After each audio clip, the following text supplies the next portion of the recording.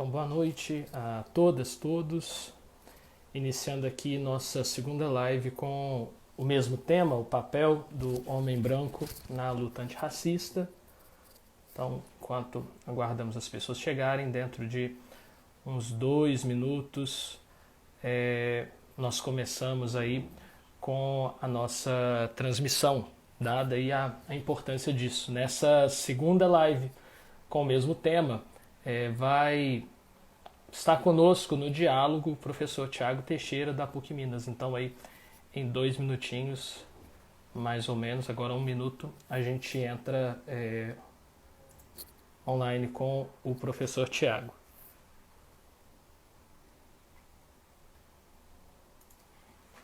Então o Tiago já mandou mensagem aqui que está pronto por lá.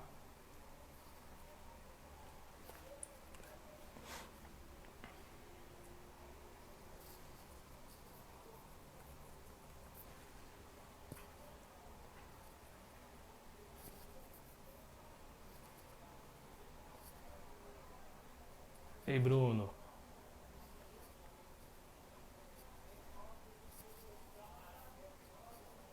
Então, agora aqui vamos começar bem no horário mesmo a nossa conversa com o professor Tiago Teixeira.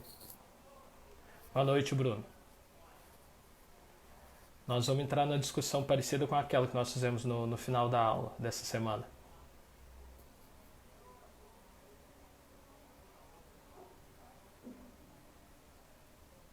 Então, agora é só esperar o Tiago entrar por aqui e nós começamos a nossa conversa.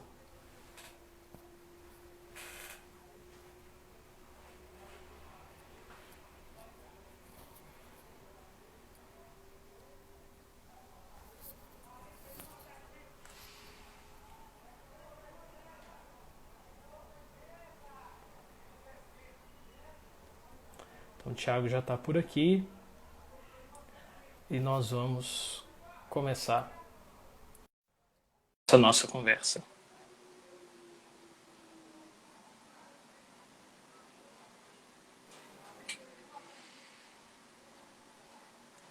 Olá! Tudo bem? Olá, tudo bem, e Boa você? noite. Tudo ótimo, Boa, sobrevivendo à pandemia. estamos todos e todas, né?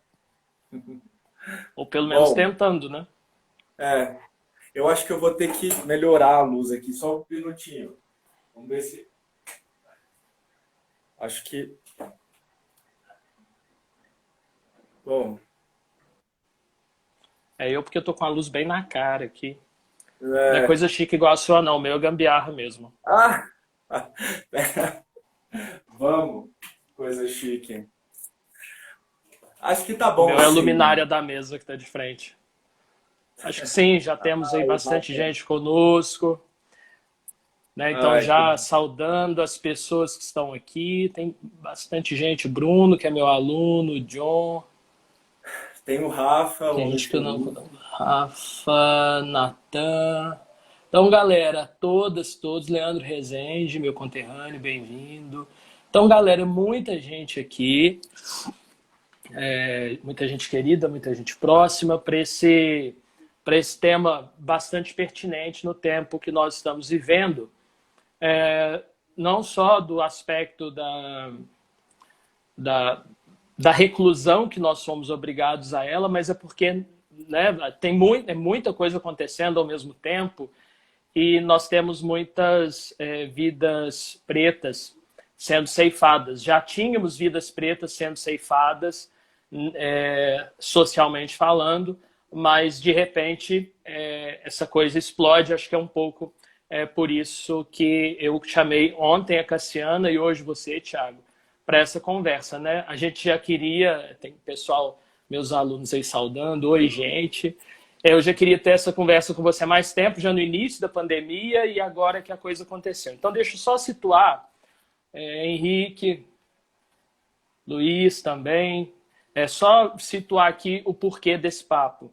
Eu fiquei muito mexido, primeiro, de não sair de casa. E Leonardo, nessas manifestações que aconteceram, confesso que, de minha parte, acho um pouco de responsabilidade a gente se aglomerar, né, com o risco da pandemia.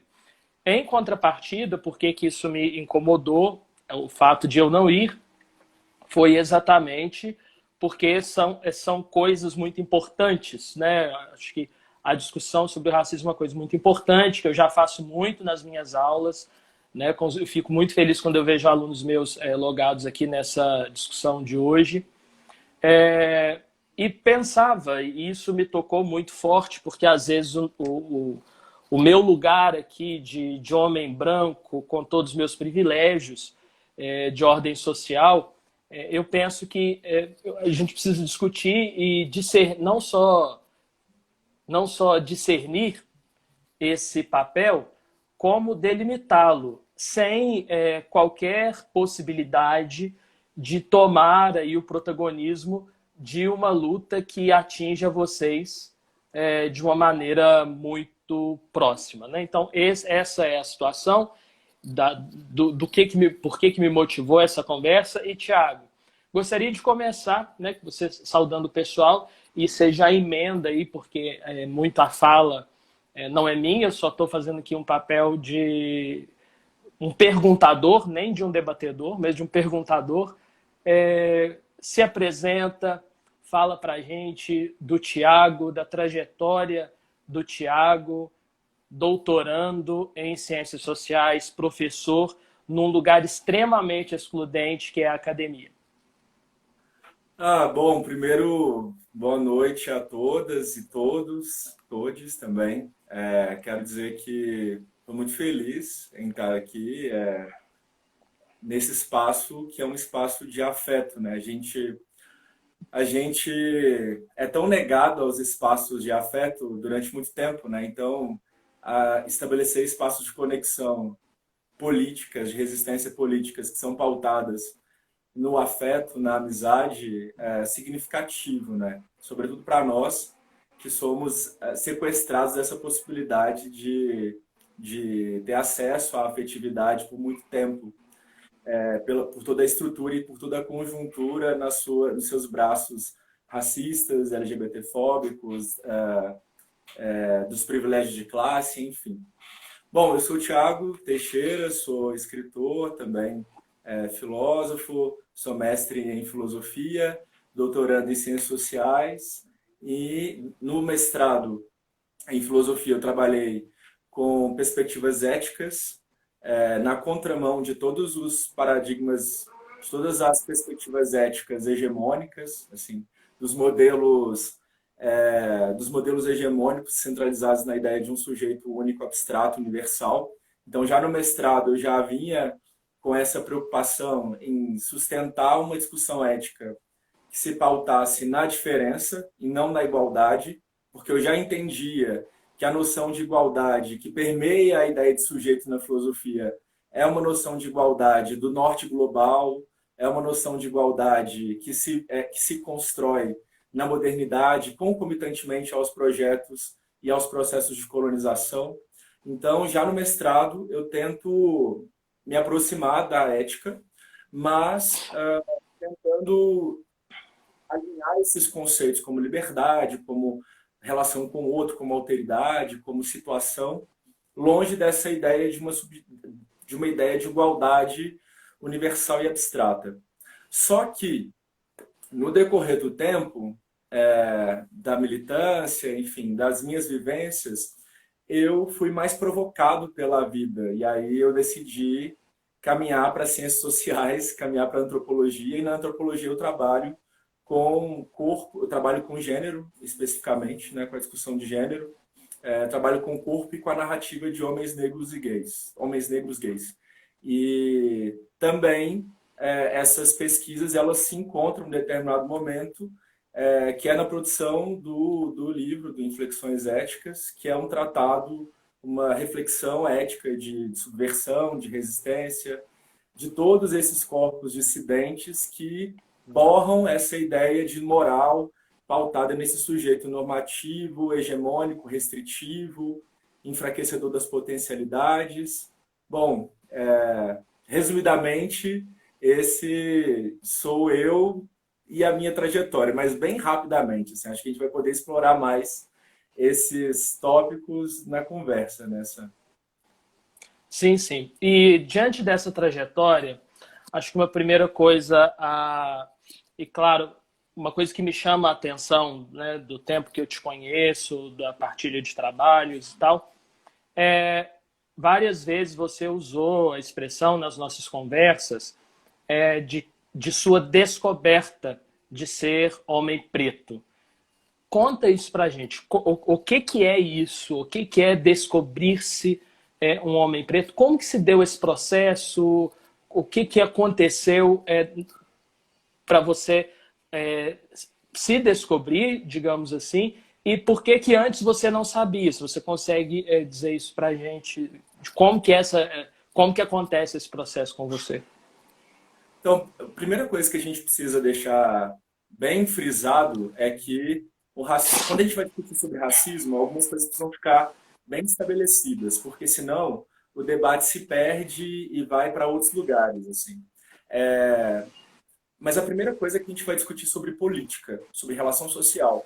A gente não está discutindo sobre natureza, sobre biologia, a gente está discutindo sobre processos de poder e como esses processos de poder eles operam. Inclusive, o professor Adilson Moreira acabou de entrar aqui na live, que tem um trabalho brilhante nas temáticas antirracistas, nas pautas antirracistas. Então, estou elogiado aqui, agradecido também de estar entrando, pessoas que eu tenho um profundo afeto. Mas então eu sempre gosto de deixar isso muito explícito, Sam, porque a gente sempre é atravessado por esses discursos ah, que tentam borrar um pouco ou enfraquecer a nossa discussão, tentando dizer coisas do tipo, nós somos todos iguais, nós somos todos humanos, nós somos naturalmente todos iguais, quando a discussão não passa por aí. A gente está falando de relações de poder, relações estruturalmente definidas e desenhadas para compor as relações sociais, compor uma engenharia dos corpos dentro da sociedade, um projeto de poder que tem a sua sustentação nos discursos de poder por muito tempo. Então, a gente está falando de instituição religiosa, a gente está falando de moralidade, a gente está falando de discurso médico-científico, a gente está falando de filosofia, né? De epistemologia, de teorias do conhecimento. Então, a gente está falando de muita coisa que já indica que o nosso debate ele é político. E aí é uma desonestidade trazer essa discussão para abstrações, ou para a natureza, ou para a biologia, quando ela não se trata desse aspecto. E aí, eu gosto de começar a falar dessa forma, porque aí fica muito claro, fica muito explícito o fato de descoberta de um corpo preto, né?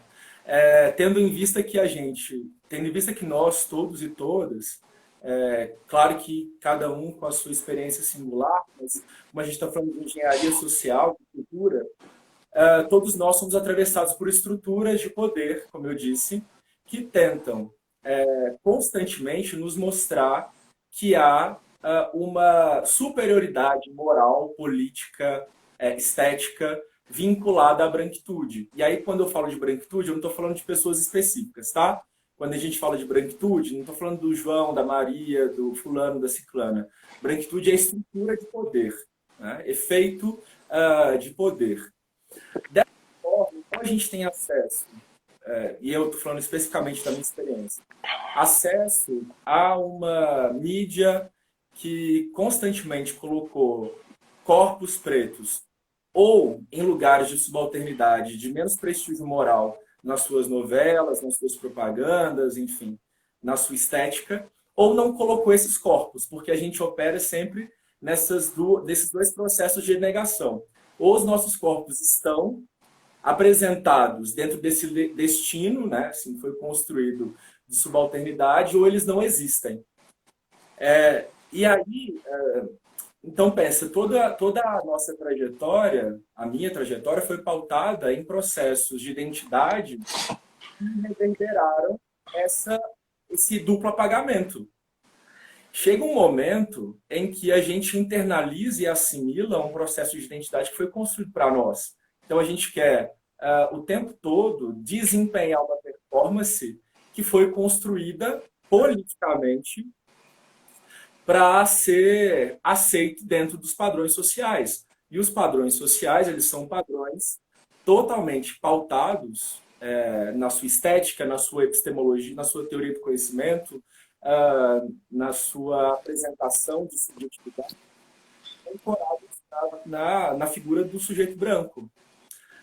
Num dado momento da vida, eu fui sequestrado dessa minha negritude.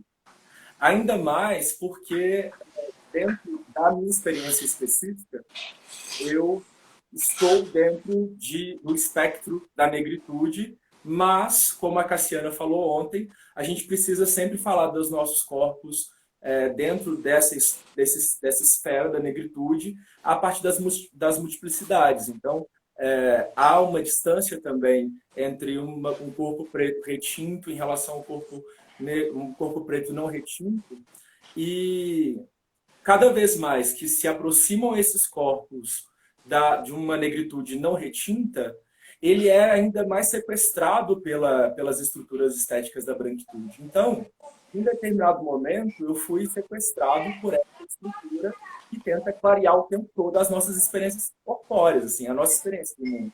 Não, você é negro, você é moreno, não, você não é negro. Então, assim, ser negro sempre foi, nos discursos mais cotidianos do almoço de domingo da família, das experiências da escola, e aí você sempre lida com processos muito plurais, assim. Porque, ao mesmo tempo, as pessoas te dizem que você não é negro, mas você experimenta nas suas experiências, nas suas relações ali, na infância, na rua brincando, na escola, experiências que são demasiadamente racializadoras. E você está sempre colocado nesses processos muito complexos de despotencialização da sua própria subjetividade. Então, veja, ao mesmo tempo há uma tentativa de te sequestrar da negritude e, ao mesmo tempo que acontece esse processo, há um chamamento cotidiano do seu corpo para esse lugar de marginalidade inerente ao processo de racialização e os seus braços de destruição. Num determinado momento, especificamente na universidade, ainda como aluno, eu me deparei com algumas cenas que são bastante estruturais e estruturantes, assim. Eu me deparei com uma sala estruturalmente clara, né? Num curso que na época, né, assim, era completamente ou majoritariamente branco, e com algumas exceções, inclusive eu. E nesse momento eu me vi num espaço estrutural, onde eu fui marcado pela minha negritude. E aí ela se manifesta, a Cassia entrou, ela se manifesta como um debate que eu não consigo mais fugir dele. Até porque ele vai atravessar uma experiência cotidiana, né, assim, dentro da universidade, dentro das produções, o modo com que eu vou ser lido quando for apresentar trabalho, o modo com que eu vou ser lido quando eu vou para fora da universidade, vou apresentar trabalhos fora da universidade, como eu vou ser lido de forma pré-anunciada, inferiorizada, aquela cena que a Cassi falou ontem ir para uma apresentação de teatro e ser barrada porque as pessoas a confundiram com qualquer outra pessoa, menos com a atriz. Isso é muito recorrente para nós. Assim. São experiências que são da nossa experiência mais cotidiana. Assim. Então, nesse momento, eu me percebi racializado, embora eu já tivesse sido racializado desde sempre. Só que, como essa identidade ela é construída de forma muito borrada e sequestrada, a gente não consegue identificar, não tem ferramenta suficiente para identificar isso. durante muito tempo. Até que, mais tarde, eu tenho contato com as religiões de matriz africana e percebo, então, algo que é muito maior dentro dessas discussões, sobretudo de racialização, que é a minha ancestralidade. E aí, dentro da experiência, da cosmoexperiência da Casa de Santo, enfim, do processo de iniciação, eu ratifico essa minha identidade de ancestralidade, de negritude e de resistência. Então, é muito curioso, Sam, quando você pergunta sobre essa coisa da identidade, porque a gente precisa muito discutir sobre os processos de constituição da nossa subjetividade. E eu gosto muito da Bell Hooks, porque a Bell Hooks ela problematiza bem essa discussão sobre a identidade no livro dela que chama Anseios, sobretudo. Depois eu posso deixar aqui algumas referências que eu vou dando durante Por a nossa favor. conversa. E a Bell Hooks ela problematiza essa ideia da identidade e ela diz algo que eu acho interessantíssimo. Imagina só que todos nós que somos lidos como dissidentes em relação à raça, em relação ao gênero, sexualidade ou classe, né? Então, essas dissidências que se atravessam, inclusive, como diz o Delors, não dá para escolher qual estrutura de violação a gente vai ter que captar. Por isso, a gente pensa sempre na interseccionalidade, né? Nesses caminhos que se atravessam. Como que a gente pode pensar que as nossas identidades elas são construídas sempre em processos simbólicos, representativos, que não nos pertencem? Então, olha que coisa. Nós crescemos, muitos de nós, crescemos numa estrutura simbólica representativa de subjetivação, né, de construção das nossas subjetividades, em lugares de representação que não nos cabem, que nos colocam para fora. Então, quando a gente vai falar sobre identidade, a gente precisa questionar os padrões estruturais de composição da nossa identidade. Eu costumo dizer que a gente passa por um duplo processo de subjetivação.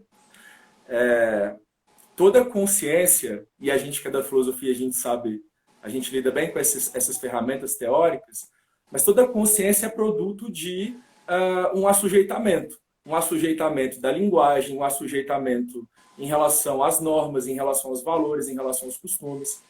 Então, todos nós somos... A consciência não brota do nada, né? Nenhuma consciência surge ao acaso. Ela é um processo que acontece a partir das nossas interações, das nossas relações.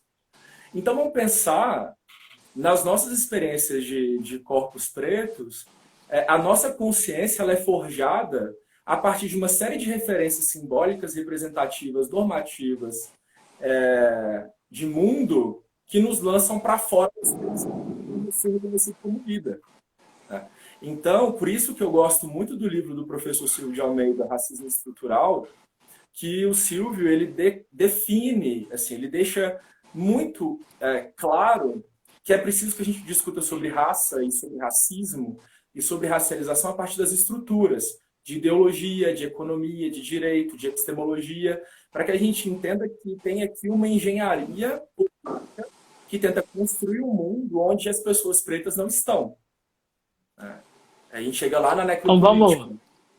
Assim, Peraí, segura a representativo, se nesse mundo representativo nós não estamos, né, nós não existimos nesse mundo representativo, daquilo que é lido como possível, como vida, como legítimo, facilmente os nossos corpos vão ser atravessados pela violência e isso não vai causar luto, né, comoção. Então é um processo aqui de descoberta da identidade e eu só fui me perceber, me reconhecer preto no momento em que eu desfiz essas teias simbólicas que constituíram a minha identidade, me sequestrando da minha ancestralidade e de todo o processo de enegrecimento que me foi roubado, assim.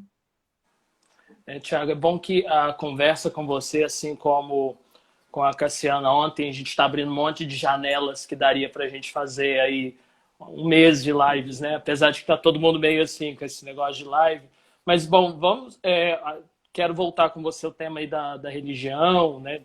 Para tratar disso também, da necropolítica. Mas tem uma pergunta aqui em cima. E também, mais uma vez, a gente dando um salve para o pessoal que está aqui conosco, que nos prestigia, que vem dialogar, né, sobre essa temática extremamente importante, na minha opinião. Você for acompanhando aí também, Thiago, a Cassiana mandou um oi, já vi que tem alunos meus aqui. Então, gente, não dá assim, para falar todo mundo, porque o tempo da live é curto e a gente tem assunto assim pra caramba, mas muito obrigado. Tem a pergunta aqui do Roger. Ele está dizendo quantas importantes as suas reflexões, Thiago. Ele tinha acabado de chegar, ele está aqui ainda, mas ele quer saber isso. Como que é ser um negro num curso de filosofia marcadamente branco? Nossa, essa pergunta ela é provocadora, assim, porque ela quebra alguns paradigmas. Primeiro, que a gente precisa pensar, e aí você também teve essa experiência na faculdade de filosofia, que a gente tem o que a Sueli Carneiro chama de epistemicídio, como um dos braços do racismo, né? Então, veja, o que a gente pode entender como epistemicídio? Essa construção teórica de um mundo que é apresentado por um único sujeito. E esse sujeito, geralmente, na grande maioria das vezes, ele é o homem branco do norte global. Então, na história da filosofia, a gente acompanha assim, o pensamento da Grécia clássica até a contemporaneidade, com algumas exceções, obviamente, uma trajetória completamente androcêntrica, né, e branca. E aí, isso é problemático, bastante problemático do ponto de vista da filosofia, porque o que a gente absorve disso aqui? Que só pensam homens do norte global. Isso não é dito, claro, mas isso fica implícito à medida que você está em contato com uma produção que tem apenas um sujeito que produz conhecimento. E por muito tempo eu fui tomado por essa lógica também, até que eu tive contato com as epistemologias produzidas por filósofas. Né? Então, assim, o primeiro contato que eu tive com outras epistemologias, com outras teorias do conhecimento, foi quando eu comecei a ler a Simone de Beauvoir, quando eu comecei a ler Judith Butler, quando eu comecei a ler a Lélia Gonzalez, quando eu comecei a ler as teóricas, e aí, ao mesmo tempo que isso foi acontecendo, eu fui tirando essa imagem unilateral de um sujeito pensante.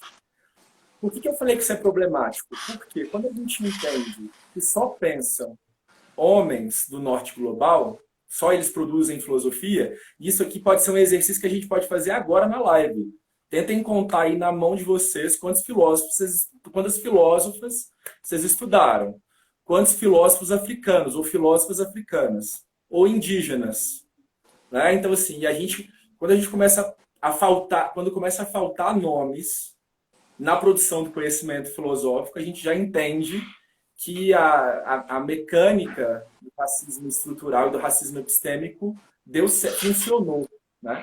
Porque, na verdade, é aquilo que eu estava falando. Quando esses sujeitos não estão presentes, eles estão automaticamente lançados à morte.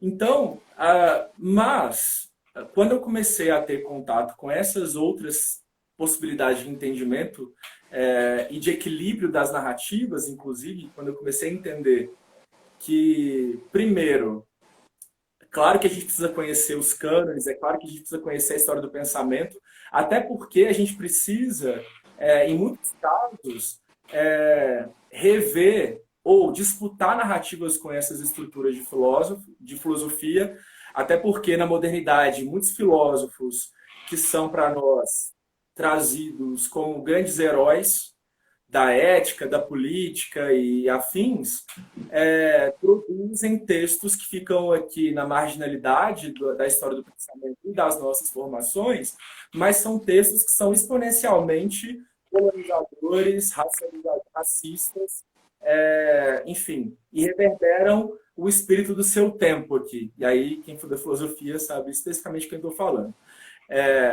Que reverberam aí o espírito do seu tempo, de comunidade e tudo mais. Daí, quando eu comecei a ter contato com essas teorias para fazer uma homenagem aqui ao Michel, que acabou de entrar, que ele adora essa palavra, de subversão, de resistência, eu não só me apropriei dessas leituras na minha experiência subjetiva de ressignificação da minha identidade, mas eu comecei a trazer também esses debates para a minha experiência como docente, que eu acho que fez toda a diferença para mim e para as pessoas que me cercaram, assim.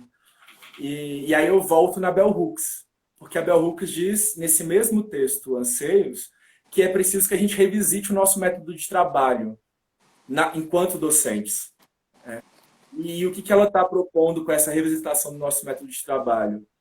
Porque não adianta a gente dizer que a gente não é racista ou que a gente é antirracista se na nossa experiência cotidiana a gente não quebra essas formulações de narrativas unilaterais e monológicas de mundo. Então, não adianta muito eu me dizer antirracista se eu entendo como diversidade um mundo ao meu redor, um mundo político pautado por corpos como o meu. Que descolonização é essa que eu grito por aí, que não é pautada pela presença de corpos que são lidos como dissidentes, de perspectivas de mundo que são lidas como dissidentes, de teorias que são lidas como identitárias ou menores nas nossas experiências acadêmicas. Então eu digo para todo mundo aí, eu ventilo que sou antirracista, mas não tenho uma referência bibliográfica nas minhas aulas, na minha experiência de construção de conhecimento de teóricas pretas, latino-americanas, de homens pretos, latino-americanos, ou de teóricos indígenas, enfim. E aí eu acho que essa foi uma virada importantíssima. A primeira virada foi a descoberta de epistemologias pretas dentro da filosofia. E uma outra virada, que foi muito recente, e aí eu quero dedicá-la ao professor Sidney Barreto, da possibilidade de uma produção de uma epistemologia a partir das bases civilizatórias das religiões, das tradições do terreiro.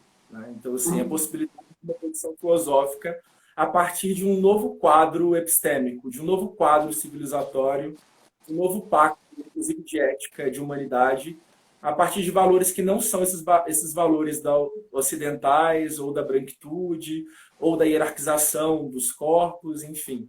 Então eu vejo, dentro da filosofia, respondendo então a pergunta, especificamente, essas duas viradas epistêmicas, assim, que me tomaram. A primeira, tendo contato com as teóricas, com as mulheres, com as epistemologias feministas, com as filosofias de gênero. Mais tarde, com as teorias das mulheres pretas, com interseccionalidade, lugar de fala, empoderamento e todos os outros conceitos que permeiam aqui essa quebra de um sujeito unilateral e único do conhecimento. E mais tarde, agora, né, muito recentemente, com o professor Sidney Barreto, em que eu tenho articulado, pensado a partir de outros quadros referenciais e paradigmas. Assim. Thiago, que não são esses da branquitude e da ocidentalidade. Assim. Você trouxe coisas extremamente importantes para a gente, da sua trajetória, desse caminho. Acho que isso nos faz pensar muito. A gente está chegando aqui no meio da nossa live, infelizmente. Está no meio, ainda tem muita coisa ainda para rolar. Mais uma vez, saudando o pessoal que entrou aqui. Tem Cladilson, Bruno, Michel, Jaqueline. Então tem muita gente legal aqui, Camila. Então a gente está com bastante gente querida, né, nesse processo. E aí eu acho que essa é a grande pergunta, né? Tendo você colocado isso, e você tocou agora algo aqui do aspecto de não basta se dizer antirracista, no caso dos intelectuais, onde aí eu me encaixo também como pesquisador no doutorado. Bianca, de novo, linda. Eu já falei com o Tiago antes, viu, Bianca? Já a gente chega aí nas indicações de leitura. Tiago, então, porque me incomodou muito e você me conhece há muito tempo, você sabe tanto que me incomoda essas coisas que estão acontecendo. E aí a necropolítica, que eu acho que é um ponto interessante para a gente tratar, mas você dizia, retomando aqui a reflexão, de não basta se dizer antirracista se na sua referência bibliográfica, nós também te amamos, se não tem um referencial preto e preta, né? Se você não tem isso, eu graças a Deus eu tenho. Dessa posso, né? Inclusive você é um dos referenciais da minha pesquisa do doutorado, né? Mas é isso, e me incomoda muito, eu fiquei muito impressionado porque as vidas pretas do lado de cá do Equador, talvez o ceifar dessas vidas pela necropolítica, por um necroestado, que não é uma invenção desse governo de agora, ele talvez ele não é causa, mas eu vejo ele mais como uma expressão de tudo isso, né? Irmão Carlos também está aí. Qual que é o papel do homem branco? E veja que estou fazendo um recorte exatamente do homem branco, né? Leon também chegou aí agora, muita gente querida aqui. Mas qual que é esse papel? E entender isso, por que a morte dos meninos na favela, estou falando dos meninos, que são muitos, por que isso não gera a comoção? E aqui não estou de maneira alguma diminuindo a comoção causada pela morte do George Floyd. É um absurdo. Também é fruto dessa necropolítica de um necroestado. Entender qual que é o meu papel aí me situando aí de homem branco, seja lá o que quer dizer homem branco aqui no Brasil, né? Que eu tenho lá muito minhas dúvidas, porque muita gente que se acha muito branca aqui no Brasil sai do Brasil, o referencial já não é esse mais. Nós somos latinos, né? Mas ajuda a demarcar isso, porque eu acho que a demarcação desse espaço não compete a mim. Porque exatamente eu não vivo na pele o preconceito racial, o preconceito étnico. Eu não vivo isso na pele, eu não sei o que é isso. Me recordo uma vez, Thiago, nós conversando num café, e você me falava, você numa livraria, alguém te perguntou o preço do livro, e você falou, pessoa, não sei, você sabe uma coisa assim? Eu te falei, Thiago, mas era para tanto? Você falou, era, Sanderson. Olhe quem nos serve nos cafés. Então aquilo ali para mim foi uma virada de chave muito, muito grande, que pode parecer não sei se vocês recordam disso, que pode parecer uma coisa tão banal de uma conversa de um café, e que depois eu passei a prestar atenção, né? Sábado no supermercado fui ver que as pessoas que estão trabalhando, as pessoas que estão na tal linha de frente, para que nós, classe média branca burguesa, possamos estar em casa, é o povo preto. É o povo preto que está nos supermercados, muitas enfermeiras e técnicas de enfermagem. Então, me situa nisso aí. O que, em tese, qual que é o nosso papel? O que eu tenho que fazer nesse mundo maluco, nessa conjuntura maluca que está aí? Bom, primeiro, você também trouxe muita coisa que eu vou tentar destrinchar aqui. Eu vou por partes. Primeiro eu lembro dessa cena, assim, lembro da situação, inclusive como se fosse hoje. Foi exatamente assim. Eu estava comprando um livro de filosofia para dar aula, enfim, sei lá, né? E visivelmente eu não estava na livraria com nenhum indício de que eu trabalhava lá. Assim, a minha roupa não era igual à do uniforme das pessoas, enfim, e em momento algum também acho que seria um demérito trabalhar naquele espaço. não é disso que se trata a conversa. Mas, assim, o que me choca, o que me chocou nessa cena específica foi a possibilidade, e isso aqui não foi apenas uma vez, mas a Cassie trouxe essa questão ontem, e eu a reforço aqui, em que os nossos corpos eles são borrados, o nosso rosto é borrado, né, assim, de subjetividade, ou as pessoas nem nos olham, né? Porque, na verdade, o estereótipo ele funciona como um mecanismo de poder. E aí ele já plastifica um corpo dentro da cena social. Então não interessa como um corpo preto se performa, ou como ele aparece, como ele está vestido, não importa, porque na verdade ele já está dentro daquela cena plastificado pelo estereótipo como um recurso, né? Como uma máquina de poder. Então, me lembro muito bem dessa cena e, enfim, ela foi uma das em que isso aconteceu, né? Mas, por outro, a outra discussão sobre a questão da morte do George Floyd e em relação à morte de João Pedro, de Agatha, enfim, de Miguel, tantos, também, Medellín. do menino Miguel agora, e de tantos outros e outras que morrem no Brasil. Eu considero, Sam, que essa discussão ela precisa ser amplificada. E aí veja o que eu estou querendo dizer. Por exemplo, não se trata, a meu ver, de uma oposição, porque eu acho que a oposição não dá conta desse fenômeno, de nós versus os norte-americanos ou o norte global versus a gente.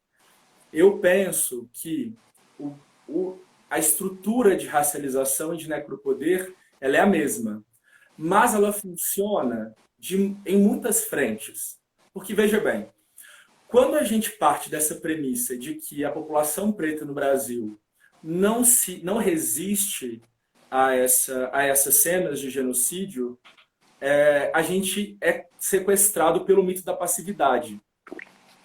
Mito da passividade que foi construído pela branquitude dentro de uma estrutura colonial. Então, veja, se a gente olhar para a história, as nossas revoltas elas foram apagadas dos livros de história. Né? Então, e quando a gente estuda, por exemplo, a Revolta dos Malês, de 1830, né, assim, isso é en passant dentro de outros fenômenos históricos que são mais importantes porque mostram um protagonismo do norte global e do homem branco, essa ideia do homem branco como salvador, enfim. E aí as nossas... Bom, recentemente a gente estava discutindo sobre o protagonismo das revoluções pretas durante o processo de abolição, né? Reagindo a esse mito da mulher branca salvadora que a gente tem que sempre desmistificar. Né? Assim, então, eu vejo essa história de uma forma muito mais ampla. Então, eu não consigo perceber essa dicotomia binária, né, de nós versus eles ou eles versus a gente. Então, esse é um ponto. Bom, em contrapartida, é muito eficiente para as estruturas racistas que nós pensemos isso, de que o movimento preto, de que as pessoas pretas, e aí eu estou falando de pluralidade de pessoas pretas, porque nós não somos sujeitos únicos, né? Então a gente tem que fugir sempre dessa homogeneização dos nossos corpos, da nossa experiência, né? A gente está falando de homens, mulheres, nas suas mais diversas expressões de diversidade, né? É importante que a gente entenda essa pluralidade e essa resistência que é inerente à nossa condição, né? Então, veja, a gente está falando de um processo de escravização que, que as pessoas de África foram trazidas e que resistiram desde ali, né? Assim, Pai Rodney fala bastante isso. Os nossos corpos têm memória ancestral de liberdade. Porque, na verdade, a gente precisa reagir a esse mito da passividade, porque ele compõe um mundo de silêncio. Né? E um mundo no qual a produção do movimento negro, de teóricos e teóricas pretos que estão trabalhando há muito tempo, a partir dos seus lugares de produção, de resistência e de subversão, ficam à margem da cena política, sabe? Então, agora, eu acho que é grave, considero que é grave, tanto a morte do Floyd, quanto a morte desses jovens no Brasil e em todo o mundo que passam pelo processo de racialização. Por quê? Porque isso demonstra algo que o Bembe fala com muita precisão, que os corpos pretos não têm jurisprudência. A gente está sempre em um estado de exceção.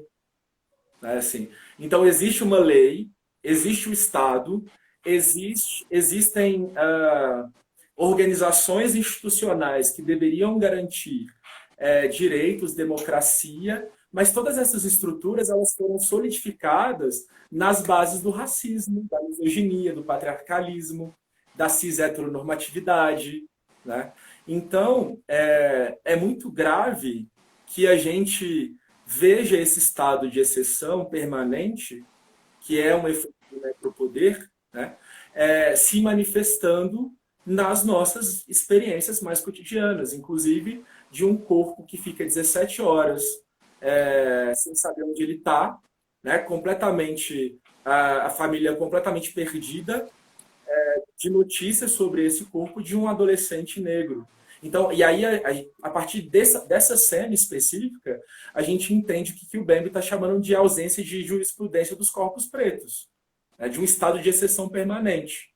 Ou seja, existe um Estado, existe a lei, mas os nossos corpos são publicamente dizimados, diminuídos e relativizados. Então, esse é um ponto que eu queria trazer dessa discussão sobre a morte de Floyd e a dos meninos aqui, né? Especificamente.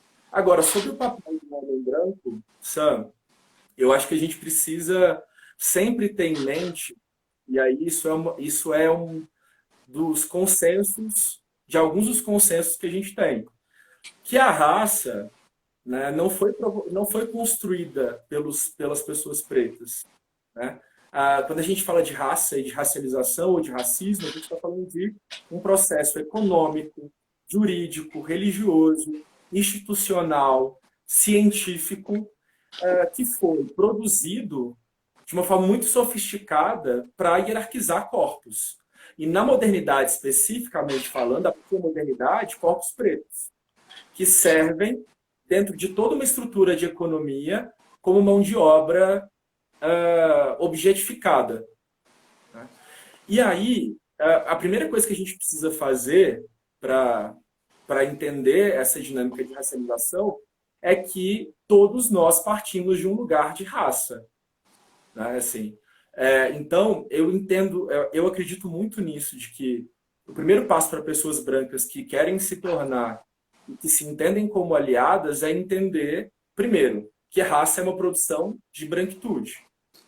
Segundo, não existe essa de que vocês são esses que precisam de nós.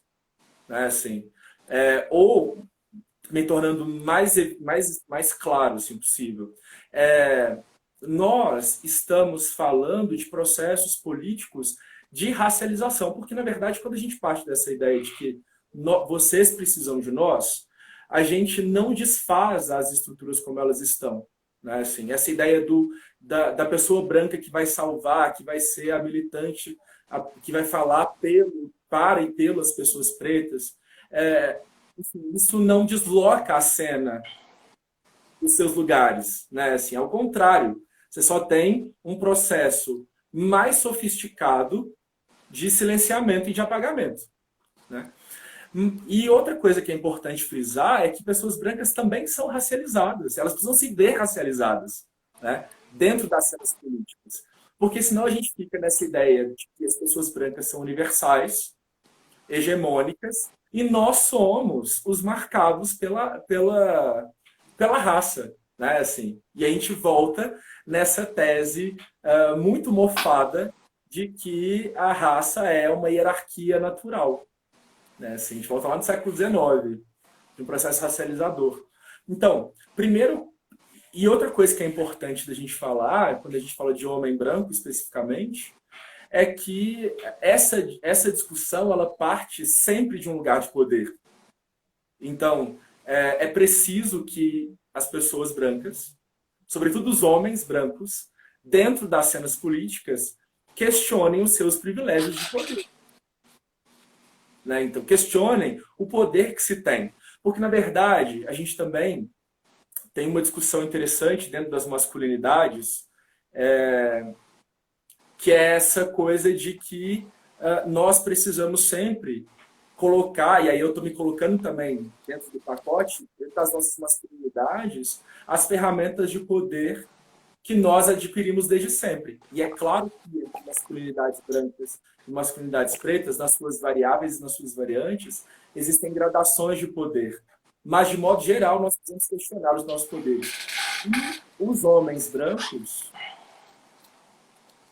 gays ou heterossexuais, e aí indifere aqui, precisam questionar a sua patente de poder, que é dada desde sempre, entregue de mão beijada dentro da nossa sociedade, com as suas intersecções de gênero, de raça e de classe.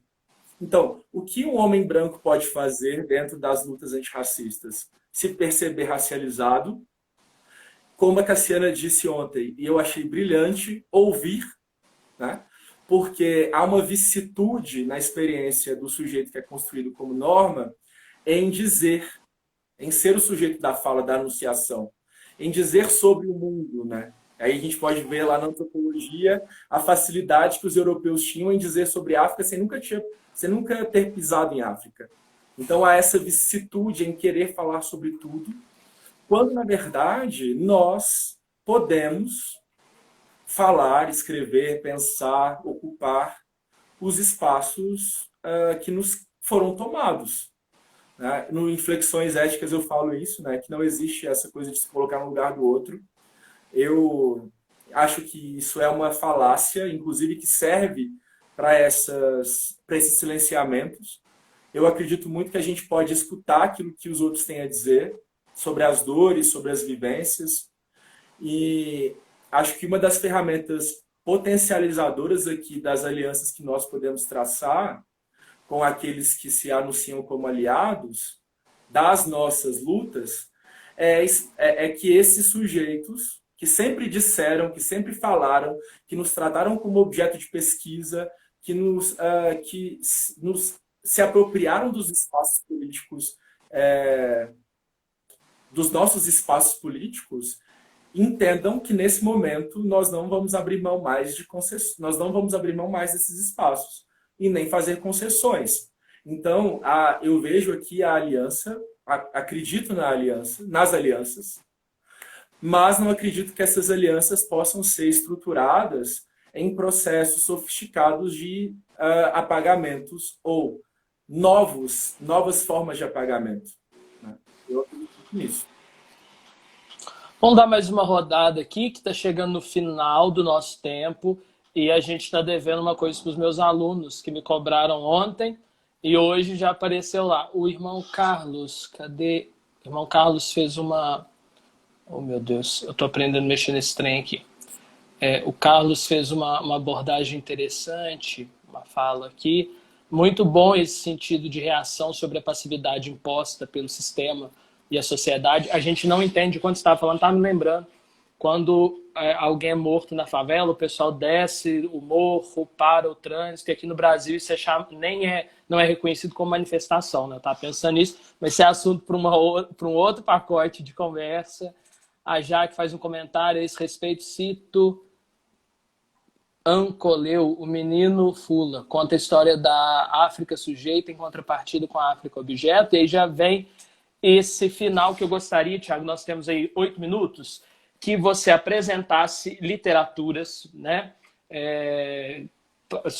A Bianca, que é uma aluna muito querida, me pediu, João Pedro pediu ontem, Cassiano tocou nisso, acho que precisamos tocar mais, e apresente, sobretudo, a sua obra Inflexões Éticas, acho que isso é importante, para mostrar para a galera que esses referenciais que são silenciados, que às vezes não, que na academia, pelo menos do nosso tempo de graduação e de ensino médio, de ensino fundamental, nós não ouvimos sobre isso, né? Então, traz isso aí. Quem que é esse pessoal que está produzindo, esse pessoal que está falando a partir desse lugar da negritude, também para que isso se faça conhecido das pessoas, que mais pessoas tenham acesso a isso e apresente essa estrutura, pelo menos, aí do seu Inflexões Éticas, que daria aí uma outra live aquele livro. Então, primeiro, uma outra coisa que eu queria dizer que é importante para as pessoas brancas que saiam também do lugar de passividade, porque existe um mundo acontecendo, um mundo de produções de epistemologias afrocentradas, pretas, latino-americanas, e é preciso também sair desse lugar de tudo mastigado, assim. Isso é uma coisa fundamental. A passividade não nos serve na luta antirracista, né? Nem a passividade foi imposta para nós simbolicamente e nem a passividade daqueles que se dizem nossos aliados. Mas eu vou dizer assim que a coleção Feminismos Plurais é uma primeira indicação que eu quero deixar aqui. Então, por exemplo, o que é interseccionalidade da Carla Cotirene, o racismo recreativo da Adson Moreira, racismo estrutural, que é um texto fundamental para entender. Mostra mais devagar a capa. Ah, Mostra mais devagar. eu não sei quanto tempo que a gente tem, então. Racismo 6 estrutural. minutos. Beleza, então dá tempo. O racismo recreativo, do Adson Moreira. O interseccionalidade, da Carla Cotirene. Intolerância religiosa, do professor Sidney Barreto, que é colunista da revista Censo também, um querido amigo. Bom, Angela Davis, Bell Hooks, Lélia Gonzalez, e Jamila Ribeiro, Joyce Bert, sobre essa história única, né? Esse mundo contado a partir de uma unilateralidade discursiva, o texto da Chimamanda Ngozi, O Perigo das Histórias Únicas, Kabengele Munanga, que é importantíssimo pensador brasileiro, enfim, que está no Brasil produzindo, né? Assim, então, existem literaturas, existem produções de grande envergadura intelectual e que disputa as narrativas no espaço da branquitude com muita resistência e significativamente. O texto Apropriação Cultural do pai Rodney William, que, enfim, para essas discussões que são esvaziadas, de modo geral, a coleção Feminismos Plurais, eu costumo dizer que, junto com o pai Sidney, que ela é um ebó epistêmico, né? Uma limpeza epistêmica de todos esses valores de individualização, de individualismo e de hierarquização dos pensamentos. Assim. 2 minutos. Beleza. Eu errei, tem 2 minutos. Eu tenho que dizer. Com inflexões éticas. Sueli Carneiro é importantíssima. Ponto. São alguns nomes, mas depois eu posso fazer um stories com alguns nomes e livros. O Inflexões, que é o livro publicado pela editora Censo, que é um projeto do John e do Santos, é um projeto significativo na construção de um novo lugar de produção de livros, né? Um projeto colaborativo que tem uma outra experiência. O Inflexões ele nasceu exatamente com um desejo de subverter essa lógica de uma ética que, na verdade, é muito mais próxima do moralismo e de uma moral restritiva do que de ética. Quando a gente fala de valor, de ação, de norma, que inviabiliza a presença de sujeitos nos espaços de construção políticas, né? Então, quando a gente fala de moralidade e as pessoas batem no peito e dizem que são boas porque são morais, se esquecem de fazer essa análise de como a moral pode ser estruturalmente violenta e restritiva. Então, Tiago, temos 30 segundos, desculpa te interromper. O Inflexões tem essa lógica, pronto. Então, pessoal, está acabando nosso tempo. Tiago, muito obrigado pela partilha. Prazer. Vou fazer isso mais vezes, está tendo uma audiência interessante, o pessoal tem comentado, já que está anotado a sua sugestão. Povo, obrigado, Tiago, a palavra é sua para encerrar. Beijo, Sam. Um abraço. Tchau. Muito obrigado, pessoal. Tchau, tchau.